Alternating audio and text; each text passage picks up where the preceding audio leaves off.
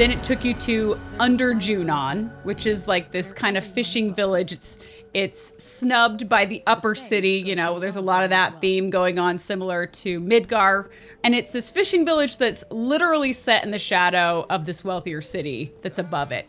And the first person we meet at the entrance is, do you remember her name? No. Okay, that's why I'm here. The mayor, you mean? Yes. Rhonda? Rhonda, yeah. Okay. I remember her saying, I'm the mayor and sheriff. And I was like, oh, this is small town right here. My name is Rhonda.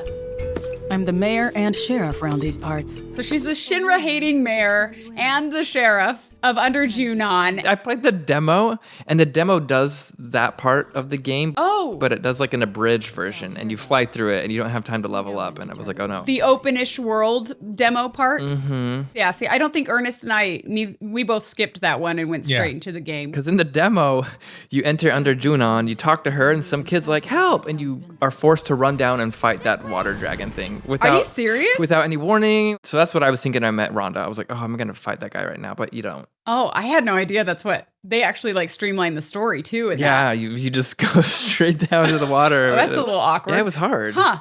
Yeah, I enjoyed that interaction just because like there's a pattern you're seeing here of like every one of these little cities or towns you go to that has an association with Shinra in some way. There's somebody there who has like this checkered past with them and hates them. But in order to survive, they have to maintain like this persona, like a front with Shinra so that they can benefit from them, but they're more than happy to sabotage them on the back end. I'll keep the troopers occupied. While we're talking, you two go up and over. So like this interaction with her where she like was first trying to get them to admit that they were Avalanche. Right. And then Barrett was like, who's asking? Or I forget how he said it. Avalanche, huh? That depends on who's asking. A woman who could turn you in and be $100 grand richer for it. Well, you know what they say. Can't take it with you. Then she came out and like, yeah, you know, I hate Shinra. Down here, though, we know when to turn a blind eye. Consider our lips sealed. Sorry, but I call bullshit.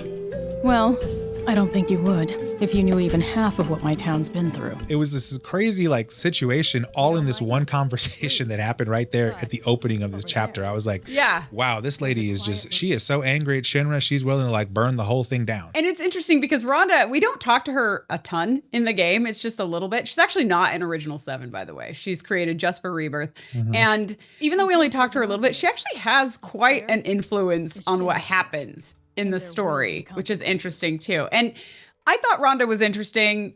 She wasn't as interesting to me as Broden was from chapter 2. I thought Broden was especially interesting, but I thought she was an interesting enough character who did add to the story, especially when we do, and Ernest, you may not have seen this one either. There's a side quest for her that we'll discuss later that gives even more background on who she is and at least what her motivations are. My son. Haven't seen him in a spell. Not since he left town. And I thought, like, as a character, you know, she's this strong, capable, smart woman who seems to align at least partially with our morality as a party, although not completely, as we'll see later. And I will say, too, her voice actor was actually pretty good. And I looked up the actress's name, and her name is GK, I don't know how to say this, Bowes or Bows, B-O-W-E-S. But she's Tahitian, which... That's fun. I don't know a lot of Tahitians, so that was unique and cool. But for me, it was nice to see like a non-mousy, talented female voice actress introduced in chapter 4. So I was a fan of Rhonda. Yeah, she's way better than the sheriff of Nibelheim, who was like fanboying all over the place.